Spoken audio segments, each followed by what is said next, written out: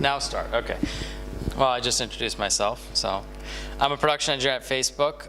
Today I'm going to talk to you about nfusr, which is our userspace NFS v3 client.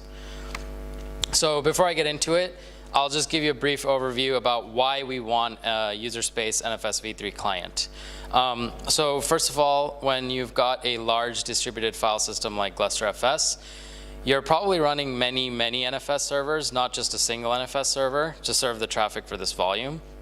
And we want our client to be able to take advantage of the fact that there are many different NFS servers. Today we get around the limitations of the kernel client by doing things like DNS round robins across a bunch of virtual IPs, or maybe putting some kind of load balancer in front of the NFS servers. But we'd really like to just have this logic in the client. We also want to hide some unnecessary errors from the users of our mounts.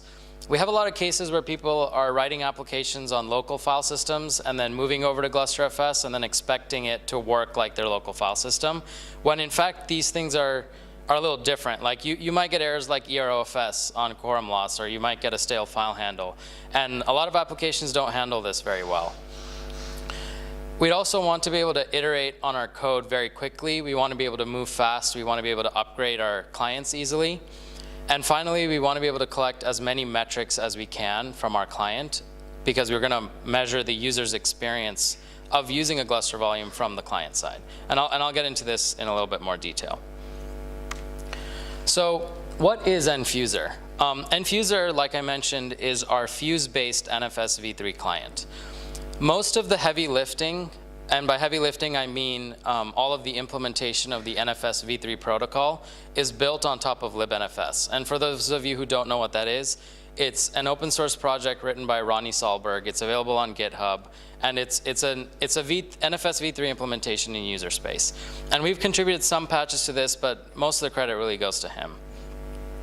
And finally, the code is written in modern C++, which is we use that a lot at Facebook. So that kind of allows us to have a lot of newer folks on board into the code base easily.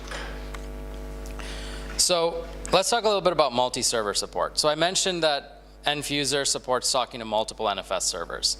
So unlike the NFS kernel client, when we mount a Gluster volume, we actually specify all of the NFS daemons in that Gluster volume as a command line argument to nfusr. So one of the advantages here is that when an NFS server dies, nfusr can automatically fail over to another NFS server and resume its I/O, and the application does not experience anything except maybe a brief stall when it's failing over the connection. Like I mentioned earlier, this is not impossible with the NFS kernel client, but you do have to do some tricks like running an auxiliary service like cddb to move the VIPs around.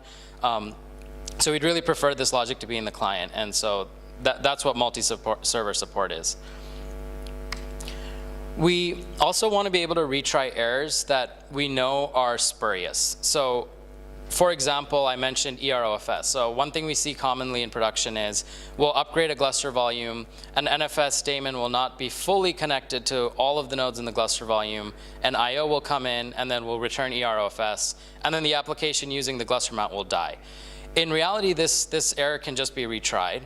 And so nfusr will retry FOPs that are idempotent, so things like reads and writes will be retried.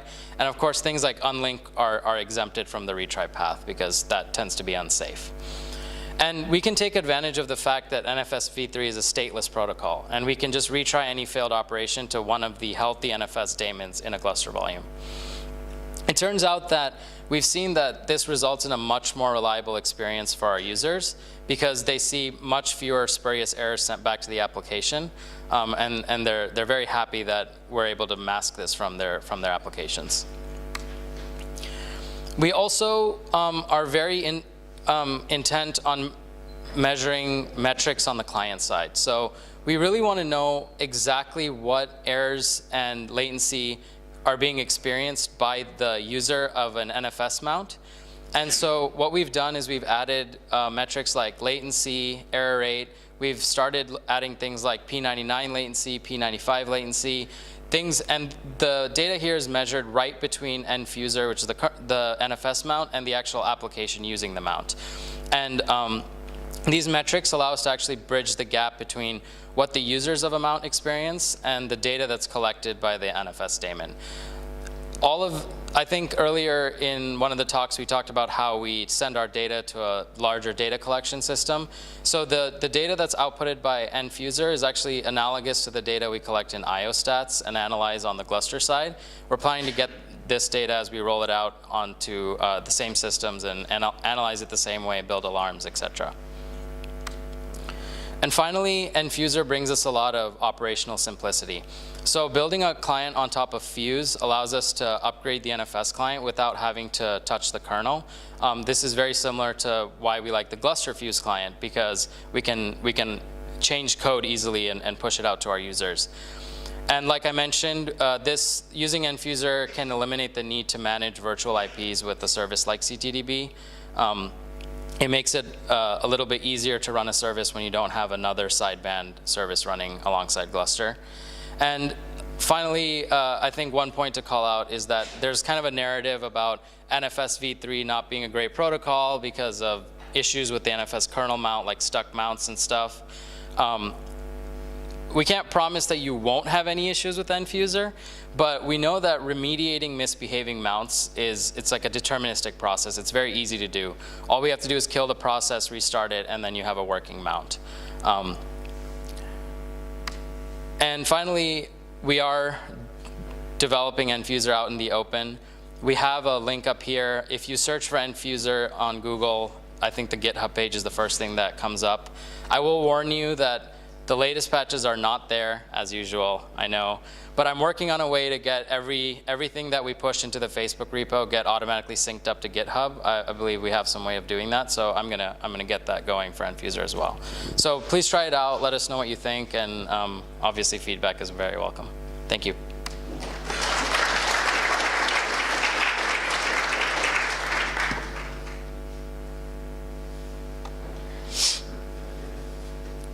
Are you running into any performance issues related to using Fuse? Yeah, that's a good question. I think one of the most glaring and obvious things is we see that Fuse issues a maximum of 128K IO sizes out to the network. And this is particularly bad when you're doing cross-region bandwidth due to latency. And we actually have added in a write caching solution in order to buffer the writes locally before we flush them out, so we can do larger writes. The same goes for reads. libnfs actually supports natively doing read ahead through the NFS daemon, so we're looking at enabling that through our mount, and so that's definitely one of the performance issues we see. So is NFS and nfusr, yeah, the name, it's only about failover, or does it also do load balancing stuff? There's definitely an ability to build in load balancing. Right now it doesn't do that. The way it works is that it uses like a simple ping, very similar to Halo, to determine which nodes are responding the fastest and picks those nodes to send the request to. It's just an ICMP ping at this point. It's not even doing like the simple RPC info type ping, but we can improve on that for sure. So do you consider PNFS like before thinking about NFS use or something like that? Yeah, it's definitely been talked about before. Like I mentioned, we've spent a lot of time productionizing GNFSD. It's been very reliable for us, so we think that's like one of the most reliable parts of our stack, so we would prefer not to change that at this point. But going forward, we could definitely look at it. All right, thank you so much.